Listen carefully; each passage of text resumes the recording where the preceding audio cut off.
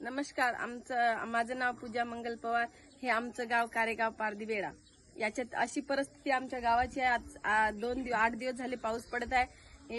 या बाईले खूप आजार आहे, तर हे आजारीनं बिमार पडून इथे झोपून आहे. जाळाला खूप गार्डन आहे. आमच्या लेकरांना खूप त्रास आहे. आमचे असे कुडाणाचे घर आहे, त्याच्यामुळे आम्हाला इंचू आणि सरपाचा यांचा भेव लागते. आमच्या लेकरांना इंचू चावला आणि दवाखान्यात घेऊन गेलो होतो आम्ही त्यांना. आणि आणखीन मनाची गोष्ट हे आहे, आज सरकार लोकांनी जर योजना चालू करून, हर घर योजना चालू करून आज किती वर्ष झाले, पण आमच्यापर्यंत आजपर्यंत बी हे योजना पोहोचायची आहे. आमच्यापर्यंत कोणत्या योजना नाही, कोणत्या काही नाही.